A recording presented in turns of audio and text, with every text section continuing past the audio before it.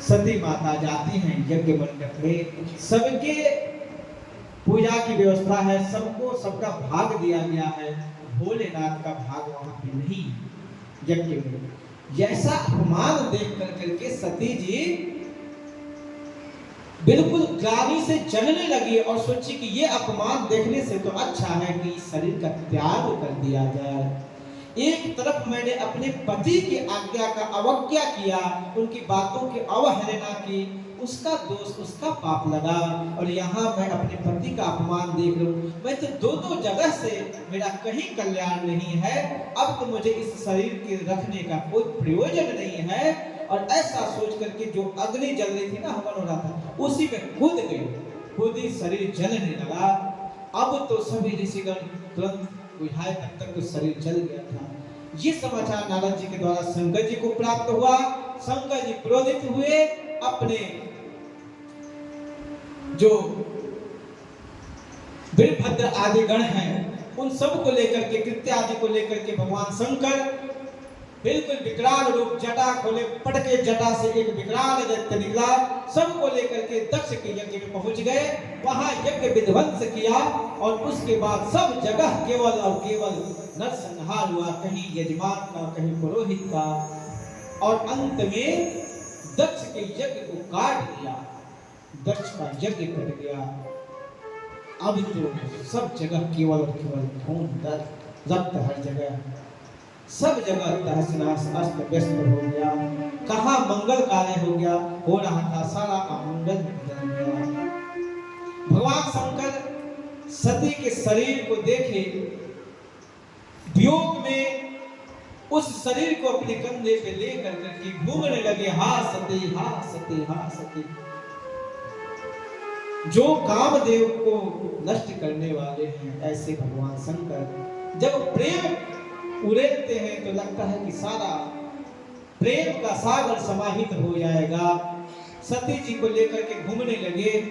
भगवान विष्णु ने देखा कि जब तक ये सती रहेगी इनके पास ये शरीर, तब तक ये किसी की बात को नहीं समझेंगे, अपने को नहीं समझ पाएंगे। अतः भगवान विष्णु ने सती के एक एक अंग को काटा है।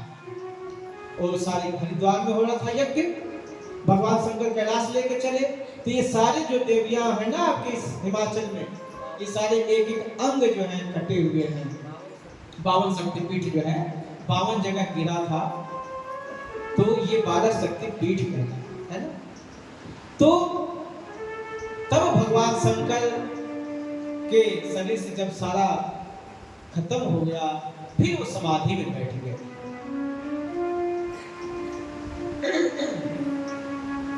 आकर के सभी देवताओं ने प्रार्थना किया है, प्रभु अब जो होना था हो गया, पर दक्ष जो है वो प्रजापति है, एक यज्ञ का अनुष्ठान किया है, अनुष्ठान पूरा करना चाहिए। इसलिए हमारे यहाँ जो अनुष्ठान हम लोग करते हैं ना, उसके संपूर्ण निर्विघ्न पूर्वक समाप्ति के लिए सभी देवताओं का पूजन यजन करते हैं, साक्षी में अखंड दीप रखते हैं, ताकि सब लोग उस यज्ञ को संपन्न करने में अपनी कृपा, अपना स्नेह और प्यार दे, अपना आशीर्वाद दे, निर्विघ्न पूर्वक संपन्न हो जाए। दक्ष के यज्ञ को संपन्न करने के लिए भगवान शंकर के पास सभी देवता पहुंचते हैं और प्रार्थना करते हैं। कर्पूर गौरम करुणावतारम संसार सारम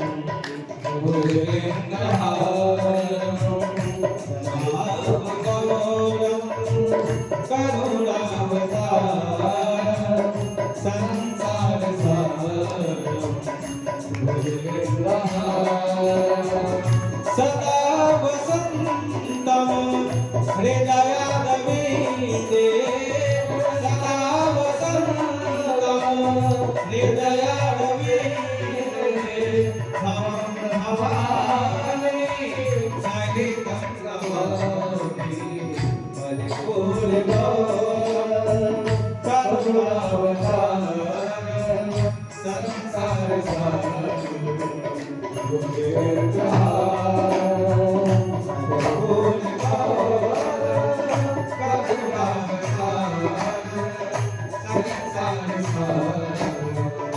Thank you.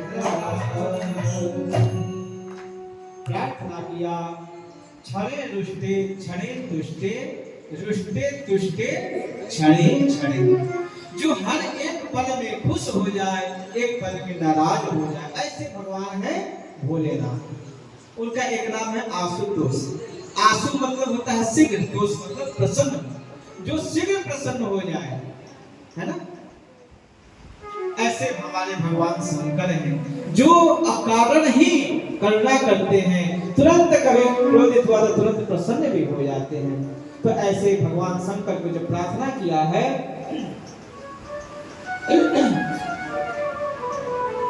तो ऐसा भगवान शंकर किया। उसके कहे कि आपका ये जो यजमान सब है, अब इनको कैसे किया जाए। एक बकरे आज भी सही होती है, इस में भी चिकित्सा थी, और बकरे का सर उस दक्ष के यज्ञ जोड़ा और ठीक बकरे का मुंह लेकर के दक्ष चुका था ना, तो अब मैं करने कि भोलेनाथ प्रसन्न हो गए, संपन्न करो। आज भी शिवगण भोलेनाथ के दरबार करते, बकरे का आवाज निकालते हैं, न जाने कौन से गुण पर, कौन से मुश्किल, बड़े दयालु हैं। अब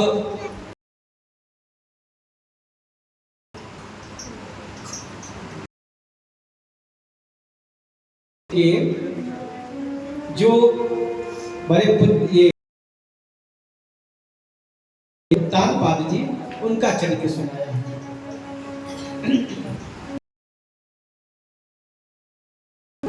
उत्तानपाद जिनका उत्तानपाद कहते हैं, ऊपर पैर नीचे, ऊर्ध्व पादः सह उत्तानपादः, जिसके पैर ऊपर हों, और हम सब भी उत्तानपाद ही हैं।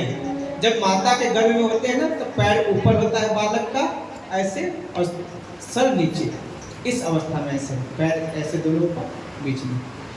ये कथा जो है ना, उत्तानपाद और ध्रुव चरित्र, बड़ी सुंदर कथा है। ये हम जीवों के साथ एक प्रासंगिक कथा है। जैसे हम सभी उत्तानपाद हैं, और उत्तानपाद जी की दो पत्नी, एक सुरुचि और एक सुनीति। सुनीति बड़ी थी, सुरुचि छोटी थी।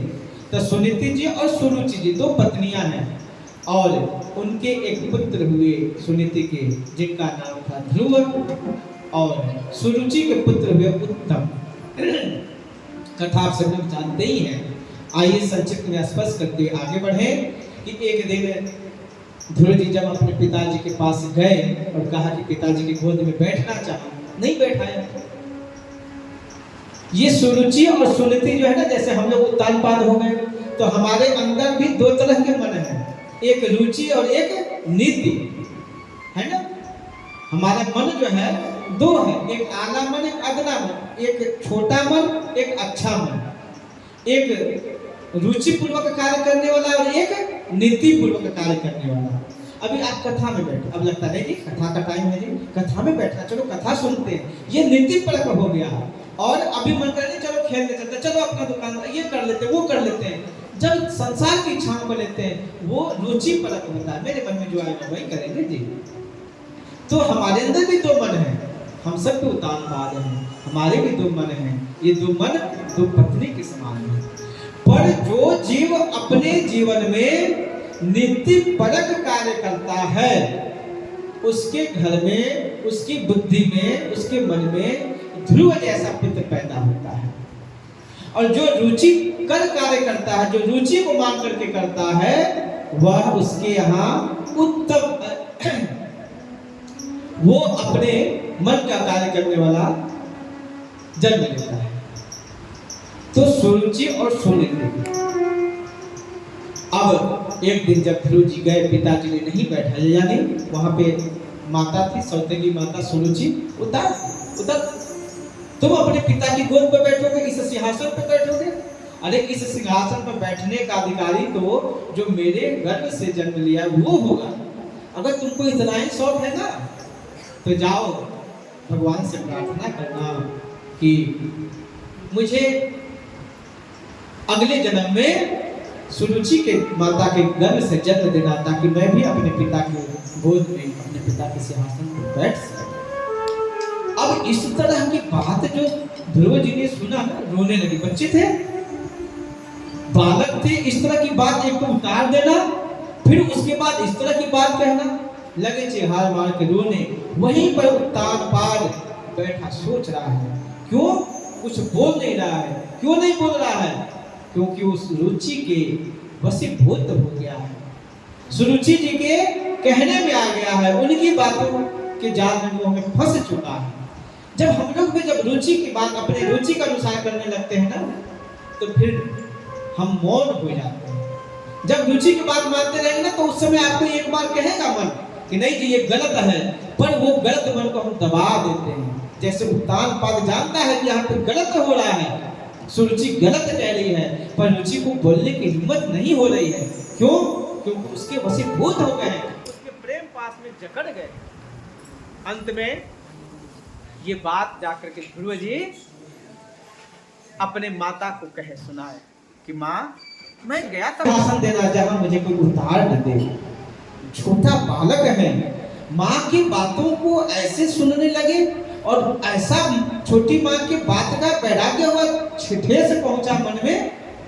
दो ही तरह से आदमी परमात्मा के पास रहता है, या तो संपन्न है बिल्कुल और ज्ञान है तब जाएगा, या फिर सब जगह से दुखी है, कहीं कोई रास्ता नहीं मिलता है तब जाता है। बीच वाले तो बीच में फंसे रहते हैं, अध जल गगरी छलकत जाए। मन में होगा तो पूजा करेगा, नहीं तो छोड़ दिया। मन किया तो खूब मंदिर जाना, नहीं तो अरे कोई फायदा नहीं, है ना? तो कहने का मतलब कि सबसे या तो ऊपर हो तब, या सबसे नीचे हो तब। बिल्कुल अभावग्रस्त है, ठेस पहुंचा है दुनिया का, चाहे बाल बच्चों से जब ठेस पहुंच जाए, अपने परिवार जनों से जब ठेस पहुंचे, बात से, गाली से, जैसे भी, तब आदमी का मन खुलता है। तो कहता है, हमारे यहाँ आश्रम में बहुत से लोग आ जाते हैं, अरे पिताजी, बाबा जी, अब हमको आश्रम में रहना है। क्यों भाई? अरे मेरा लड़का इतना मुझे धिक्कारा, मुझे ऐसा बोला, वैसा बोला, ये कहा, वो, अब यहीं रहेंगे, अब कहीं नहीं जाएंगे।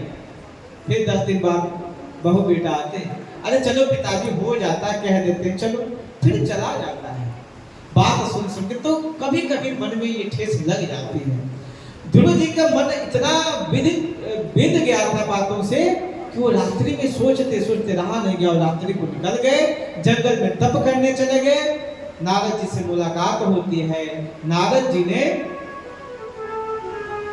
उनको 12 अक्षर का मंत्र का दीक्षा दिया, साधन भजन बताया, और अंत में तप किया है ध्रुव जी ने।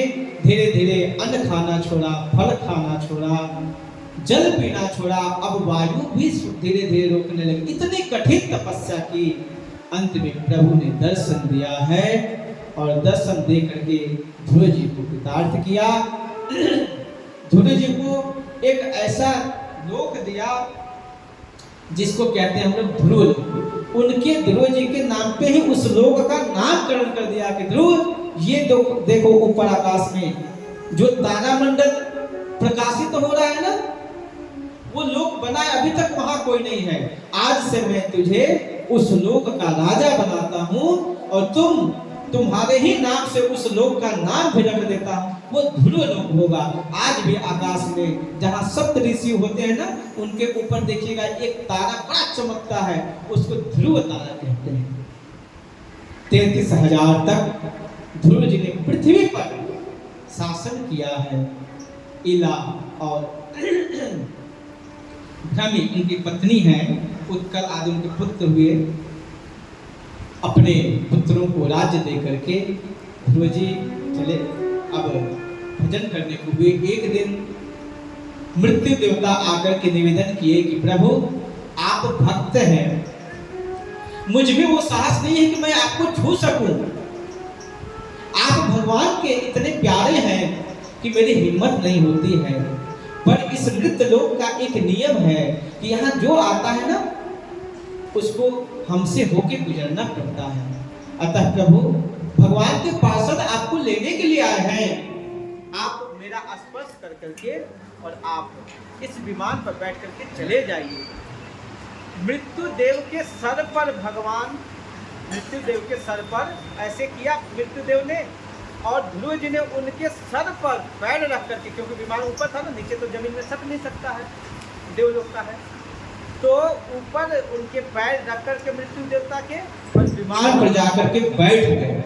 अब जैसे ही विमान पर बैठे सो याद आया, करे मैं जा रहा हूं और जिस माता की कृपा से मुझे ये सब कुछ प्राप्त हुआ उस माँ को तो मैं भूले जा रहा हूँ, उनको तो ले लो साथ में।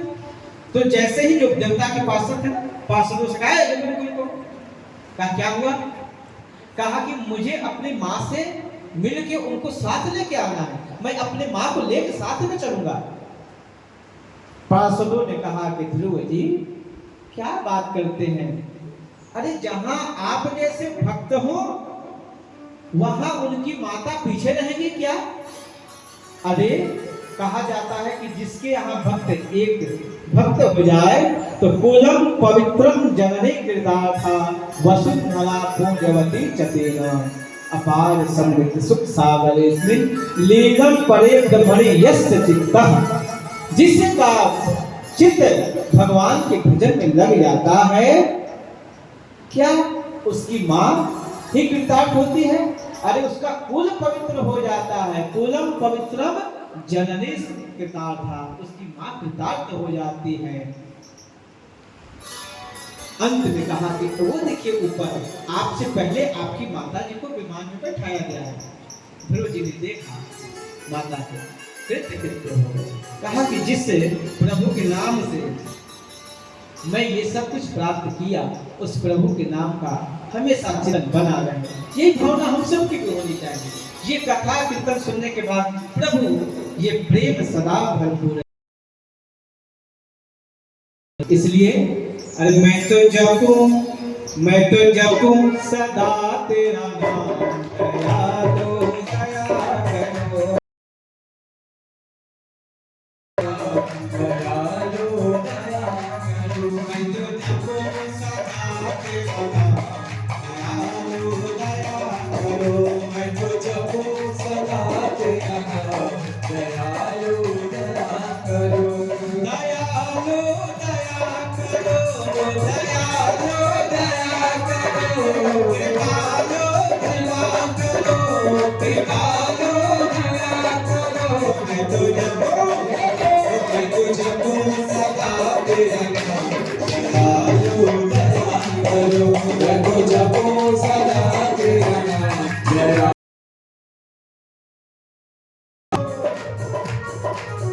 हरि बोल। सब लोग काली की सेवा करते हुए प्यार से, बड़ा ही सुंदर भजन है।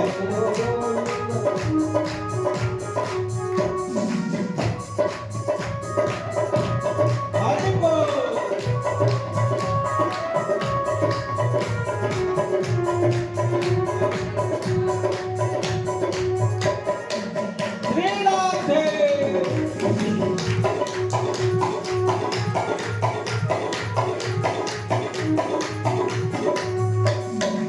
द्वारे खड़े हैं भक्त तुम्हारे, द्वारे खड़े हैं भक्त तुम्हारे। ये आप सबकी भी प्रार्थना हो जाए, मीठी मीठी तालियों से हम भजन गा रहे हैं तो आप साथ में पीछे से गाएंगे जब ना अच्छा लगेगा। ये आपकी भी पुकार होनी चाहिए। द्वारे खड़े हैं भक्त तुम्हारे, द्वारे खड़े हैं भक्त तुम्हारे, अपनी दया का बोलो, अपनी दया का बोलो। द्वारे खड़े हैं भक्त तुम्हारे, द्वारे खड़े हैं भक्त तुम्हारे, अपनी दया खोलो द्वारे, अपनी दया का खोलो द्वारे, पूरन हो सब दयालो दया करो हरे, पूरन हो सब दयालो दया करो, जपो सदा तेरा नाम दयालो दया करो, मैं तो जपो सदा तेरा नाम दयालो दया करो।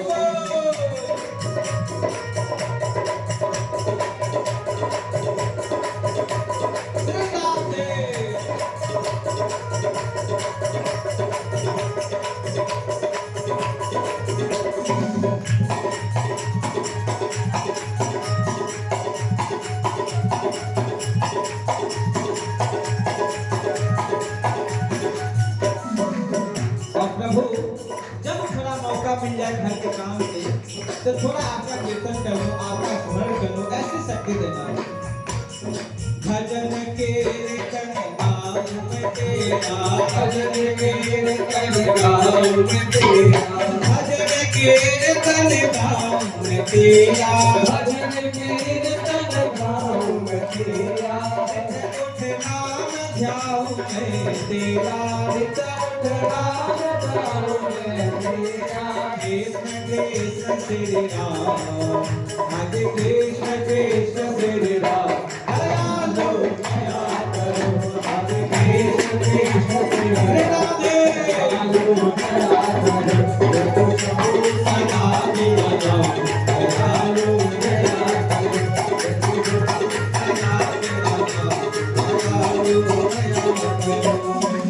साधु संत की संगति देना, साधु संत की संगति देना, साधु संत की संगति देना, साधु संत की संगति देना, नाम जपने की रंगति देना, नाम जपने की रंगति देना, नाम जपने की रंगति देना, नाम जपने की रंगति देना, हरे दास बना लो घनश्याम, दास बना लो घनश्याम, दयालो दया करो, दास बना लो घनश्याम, दयालो दया करो, दयालो दया करो, दयालो दया करो, कृपालो दया करो, कृपालो कृपा करो, मैं तुझे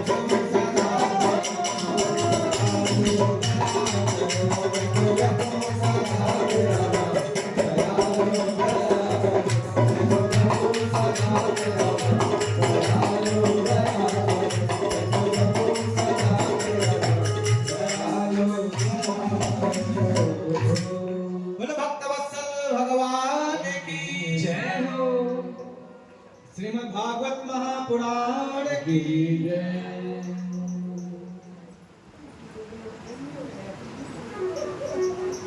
अब इस ध्रुव जी के वंश में आगे चल करके एक राजा हुए अंग, ये बड़े ही प्रतापी राजा हुए और इनके राज्य में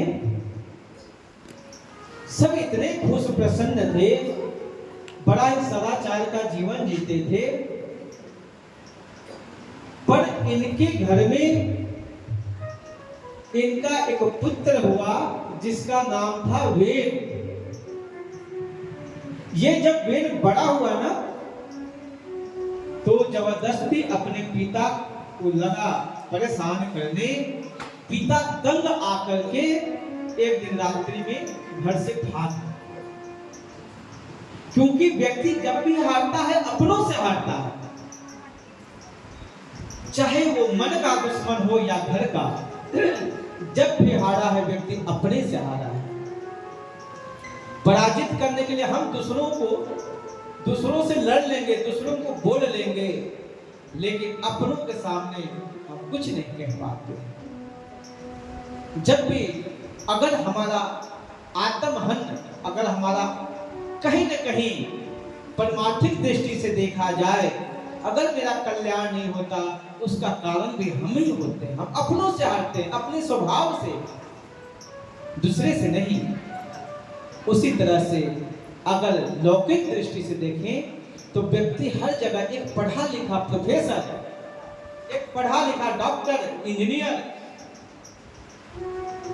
सब जगह लेक्चर देता है, सब जगह सबको बोलता है, पराजित करता है, पर जब अपने घर में आता है ना, उसकी चेन नहीं निकलती।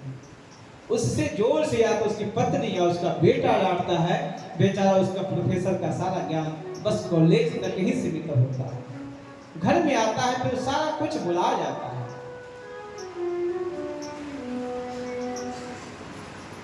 वेद के अत्याचार से पिता भाग गया।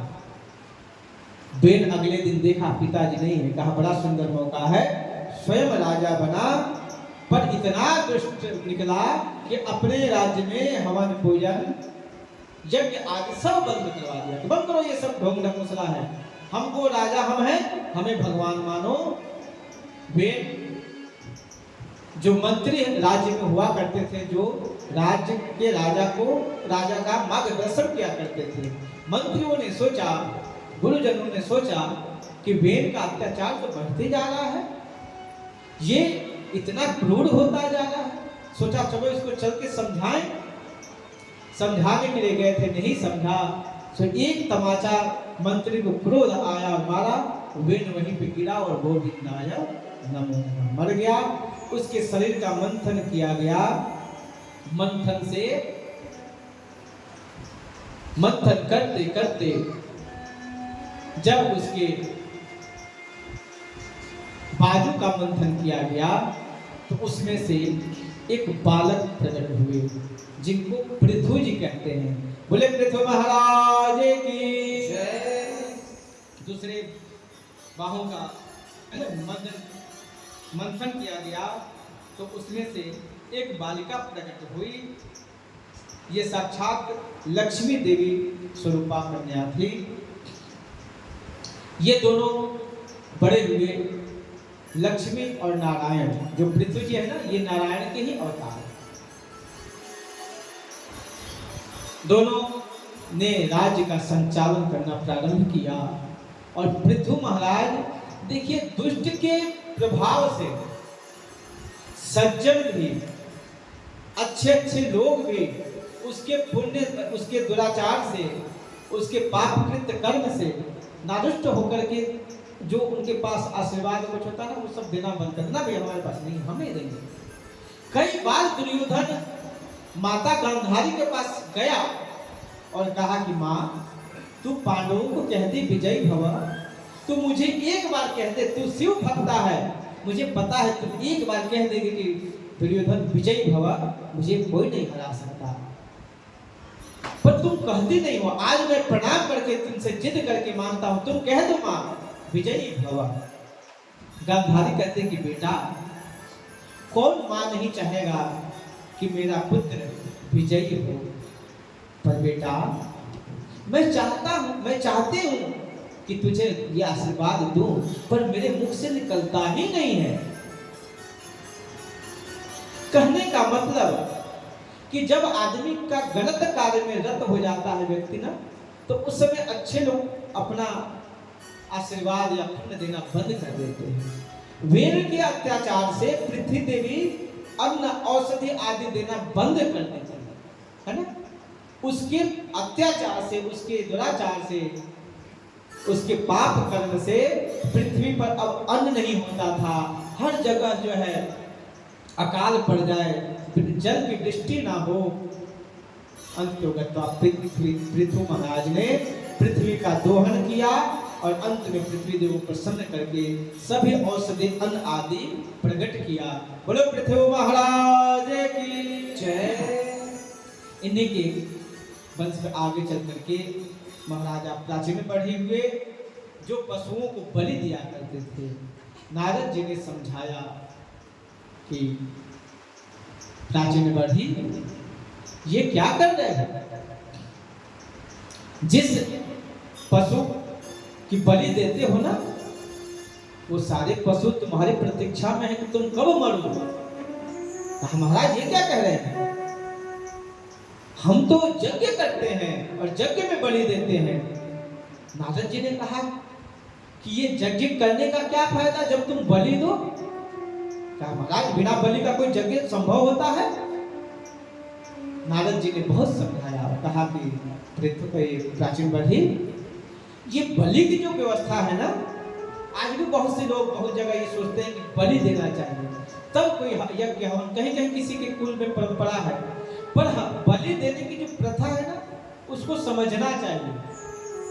बलि देने का प्रावधान हमारे यहाँ नहीं था, पर जब जो राजा होते थे ना, राजा पहले जंगल में जाते थे, फिर वो निशाना अपना, राजाओं की मस्ती होती है ना, मैं पहले से कहता था कि राजा अपने मन के मौजूद मालिक होते हैं, जब जो मन में आता है वही करते हैं। तो जब वो घूमते थे ना, आखेट खेलने जाते थे, तो अपने अंदर धनुर्विद्या की क्षमता को बढ़ाने के लिए, भाला से मारने की क्षमता को बढ़ाने के लिए, अपने ज्ञान को और बढ़ाने के लिए वो प्रयास किया करते थे। तो जैसे कोई पशु भागता था ना, तो वो उसको उस पर निशाना लगा करके और मारते थे। तो एक बार दो बार, अब जितना तेज निशाना हो उतना ही। तो कभी कभी पशुओं को मारने की जो व्यवस्था थी ना, तो सोचे कि अब निशाना मेरा अच्छा हो गया, पक्का हो गया, मैं जहां से चाहूँ वहां से मार देता हूँ। अब दूर कहीं पशु भाग रहा है, उसमें वो मार देना चाहते थे। फिर अभ्यास करते मरने लगे। तो एक बार दो बार चार बार, अब धीरे धीरे पशु जब मरने लगे, कभी हिरण को मार दिया, हिरण बहुत तेज जानवर है दौड़ने में, तो अमूमन हिरण को मारते थे। हिरण जब मरने लगे तो हुआ क्या, अरे यार ये पशु मर गए, क्या किया जाए?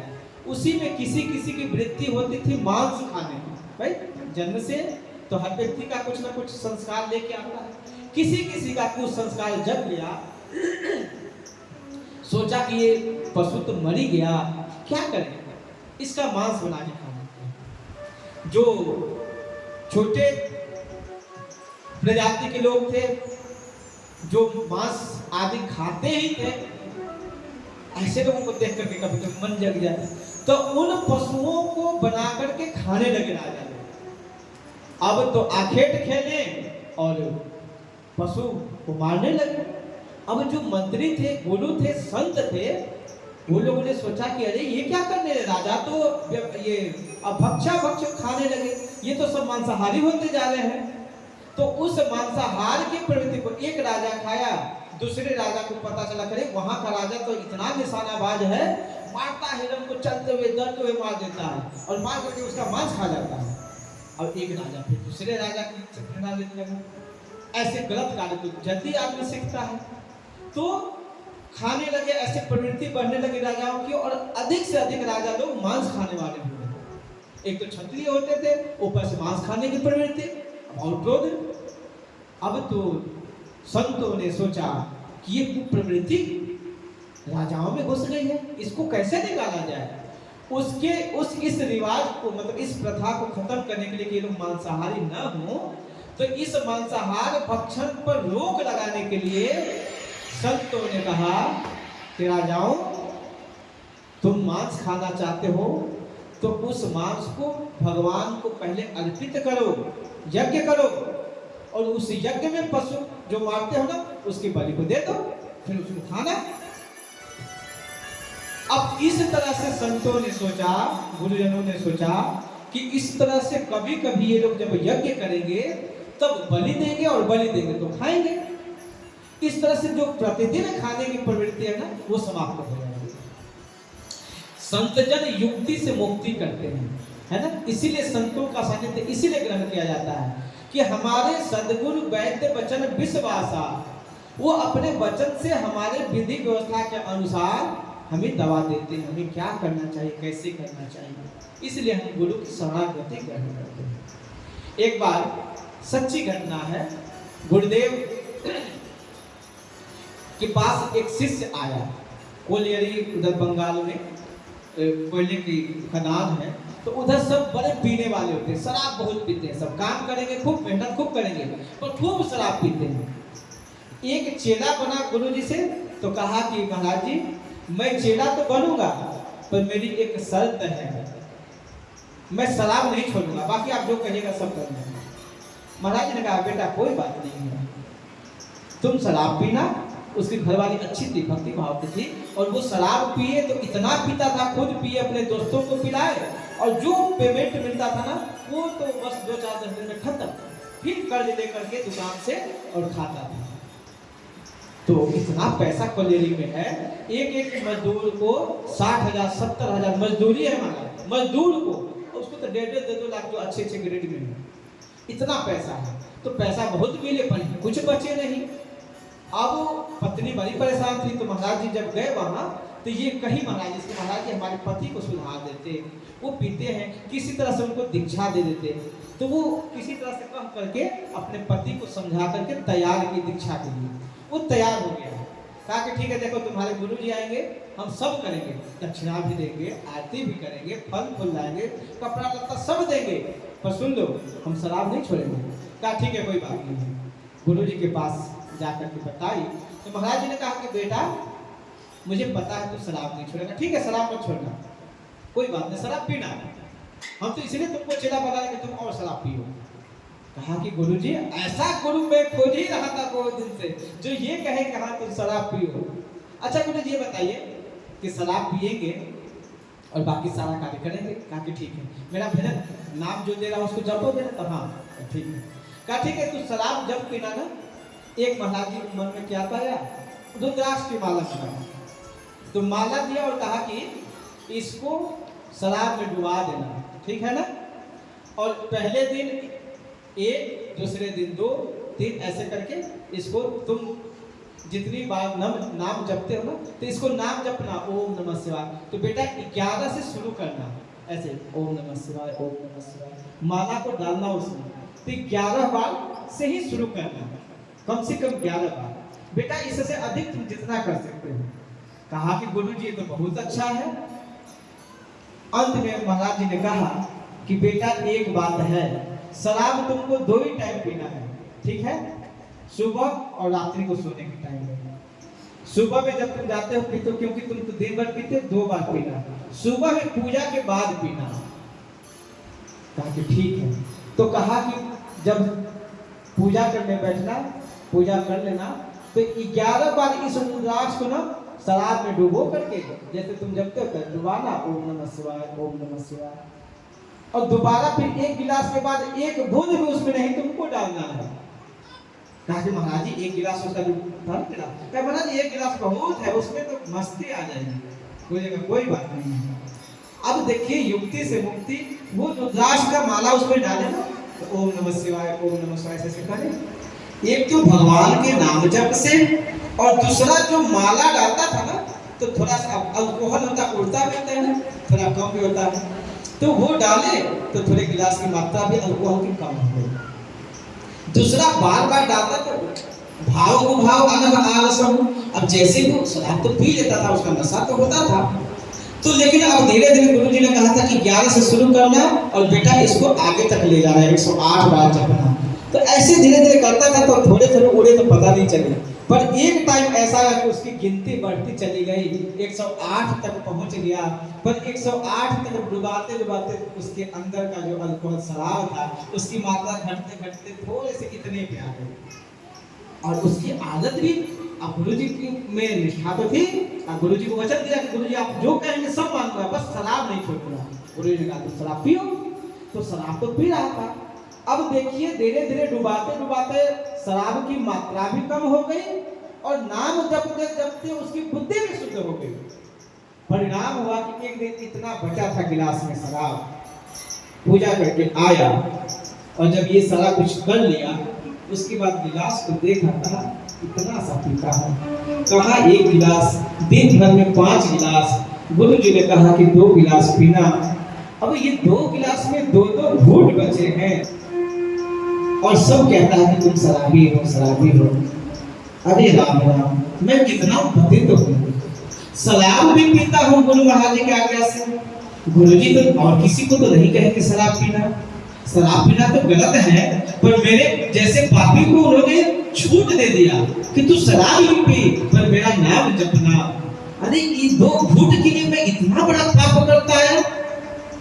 अब ये 2 घूंट बचा है, इसके लिए मैं अपने गुरु कि मन को दुखाता हूँ, ये अपराध करता हूँ। रुद्राक्ष जो इतना परम पवित्र है, इसको मैं शराब में डूबोता हूँ।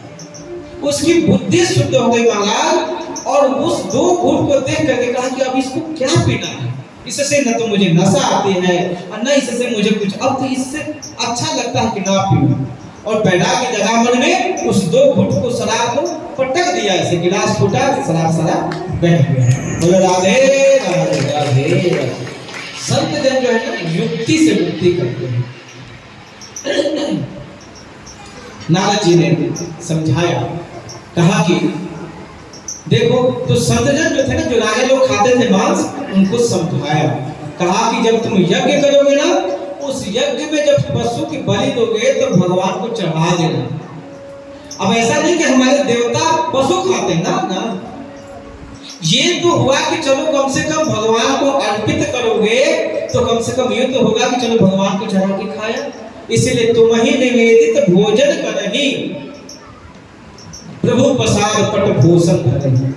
हमारे यहाँ भक्तों की एक व्यवस्था दी गई है कि भक्तों को चाहिए कि आप जो कुछ भी नया सामान लाते हैं, नया वस्त्र हो, नया गहना हो, नया कोई भी सामान हो, उसको एक बार ठाकुर जी से स्पर्श कर दो, फिर उस सामान के अंदर जो दोष होगा ना वो दूर हो जाएगा। अगर आप कपड़ा पहनते हैं, आजकल तो चला ना मॉल में, हम गए तो हम भी कपड़ा को अपने शरीर में डाल के नाप लिया, आप गए आप भी डाल के नाप के, कितने लोग उसको नापते रहते हैं, नापते हैं टांगते हैं, नापते हैं टांगते हैं, घर लाया उसको पहन लिया।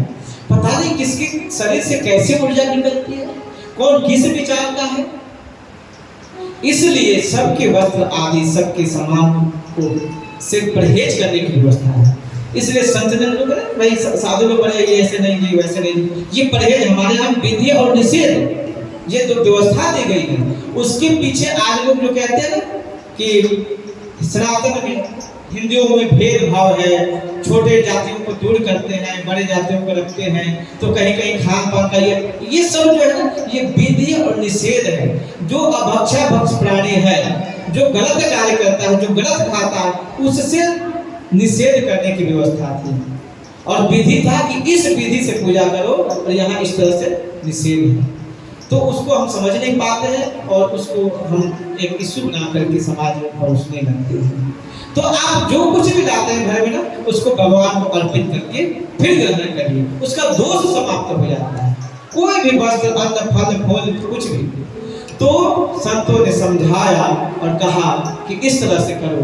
अब महाराज वो यज्ञ करने, अब इतना यज्ञ तो आसान नहीं होता है कि रोज रोज कोई यज्ञ करे। अब साल पे 6 महीने पे कभी कोई यज्ञ करता होगा, तब कभी बलि दिया जाए। अब ये क्या हुआ कि लोगों राजा लोग अब हवन यज्ञ करने लगे, चलो कुछ लगना तो है नहीं, सब सारी व्यवस्था सब कुछ है।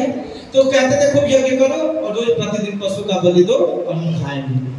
अब वो एक आधार बना दिया, जिस बलि को रोकने के लिए ये व्यवस्था दी गई, उसको हम सर्टिफिकेट मान लेते, उसको प्रमाण मान लेते हैं, पर ऐसा नहीं था। तो प्राचीन बढ़ी को नारद जी ने खूब समझाया और कहा कि देखो, तुम्हारी मरने की प्रतीक्षा में सारे पशु खड़े और देखो आकाश में प्रतीक्षा कर रहे हैं। जब तुम मरोगे ना, ये सारे पशु मिलकर के तुमको यातनाएं देंगे और उसके बाद तुम भी उसी तरह से तरफ तरफ करके मरोगे। प्राचीन बढ़ी का दिमाग खुला, महाराज इससे बचने का कोई उपाय। तब पुरंजन उपाख्यान के द्वारा प्राचीन बढ़ी को उपदेश दिया है। चतुर्थ स्कंद यहाँ समाप्त होना है, पंचम स्कंद की कथा हम लोग कल सुनेंगे। बोलो सच्चिदानंद भगवान की जय। तो आइए एक भजन सुनते हैं, फिर भगवान की आरती करेंगे। बोलो सच्चिदानंद भगवान की जय। श्रीमद् भागवत महापुराण की जय। ऐसे लग रहा है कि आप लोग जय में आवाज ही नहीं है, और कहा जाता है बोलो जय और रहो निर्भय, इसलिए जयकारा बोलिए जोर से। बोल श्रीमद् भागवत महापुराण की जय। जय श्री राधे।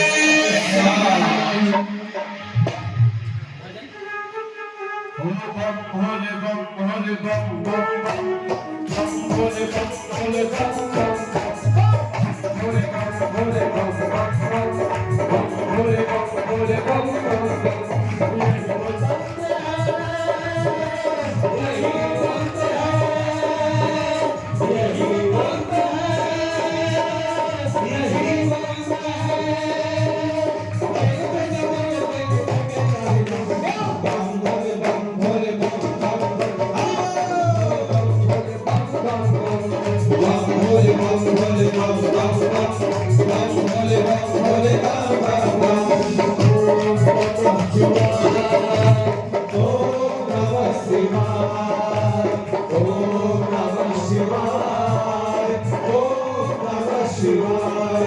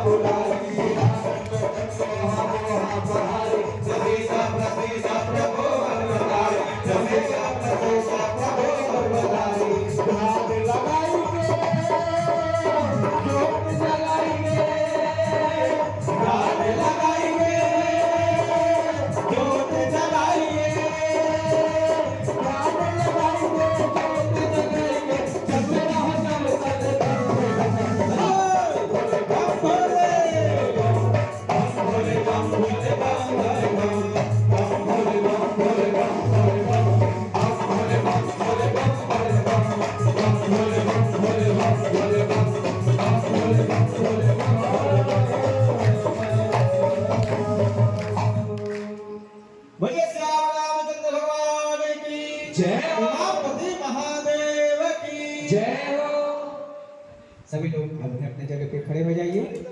भगवान की आरती होगी और कल हम भगवान का जन्मोत्सव मनाएंगे। ऐसा परम लाभ जब हमें कल अपने ठाकुर श्री वृंदावन बिहारी लाल जी के जन्मदिन मनाने का और उनके अवतार दिन मनाने का अवसर प्राप्त होगा। और 17 को फिर भगवान श्री राम के अवतार दिवस रामनवमी का उत्सव मनाएंगे। तो ऐसा यह सुंदर परम पावन अवसर हम सबको प्रतिदिन प्राप्त हो रहा है। तो कल आप सभी लोग समय से आएंगे, कोशिश करिएगा पीले पीले वस्त्र में आप आए, ताकि अच्छा लगता है। भगवान भी खुश होते हैं अपने भक्तों को देख के, तो वस्त्र का भी बड़ा प्रभाव है। इसलिए आप सब लोग कोशिश करिएगा कल सभी लोग पीले पीले वस्त्र पहन करके और ठाकुर जी के लिए अपने उपहार लेकर के आएंगे। कल ठाकुर जी की झांकी सजेगी और हम सब लोग मिलकर के भगवान के उस उत्सव का आनंद लेंगे। थोड़े गुब्बारे से भी आप लोग कुछ पहले आ जाएंगे, गुब्बारा से सजा के खूब मंडप को अच्छे से, ताकि लगे कि हमारे ठाकुर जी आ रहे हैं। तो ये पूरा हर एक ईंट पत्थर हम जीव जंतु हम मानव तो लगे ही हैं, हर एक जगह से लगे कि हमारे ठाकुर आ रहे, उसके स्वागत में सब खड़े हैं। ऐसा सुंदर सा आयोजन, ऐसा सुंदर सा प्रयास किया जाएगा। तो आप सबसे आग्रह है, सभी लोग कल आएंगे, समय से आएंगे और कल ठाकुर जी की जन्म का कथा सुनेंगे। बोलो सच्चिदानंद भगवान की जय।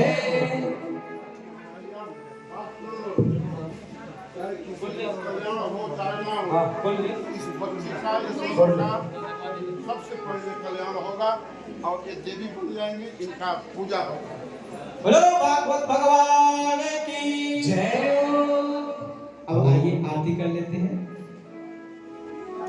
ओम चंद्रमा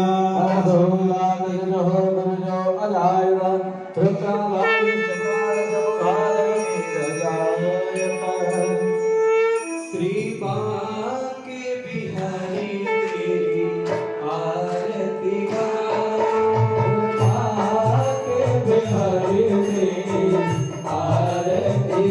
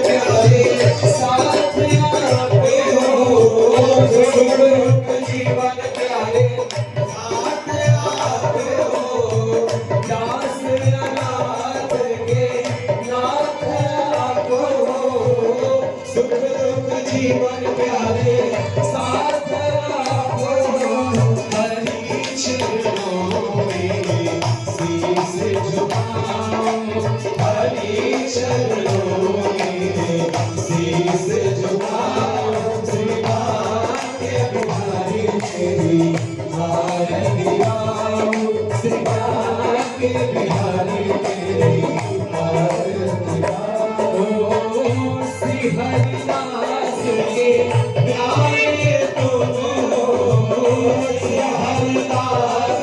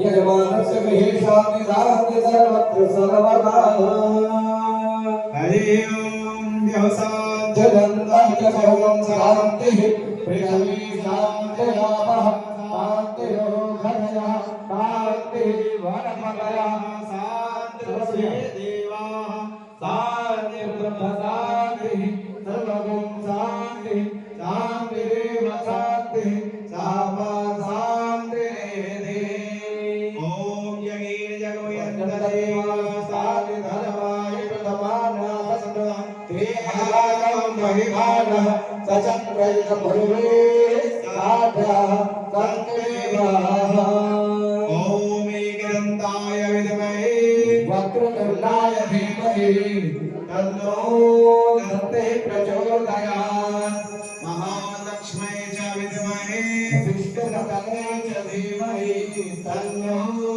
लक्ष्मी प्रचोदयात् नारायणाय विद्महे वासुदेवाय धीमहि तन्नो विष्णुः प्रचोदयात् ओम तत्पुरुषाय विद्महे महादेवाय धीमहि तन्नो रुद्रः प्रचोदयात् ओम हंसाय विद्महे परमहंसाय धीमहि तन्नो सद्गुरु प्रचोदयात् सेवन्ति कामकुलकम्पकपाटलाब्जै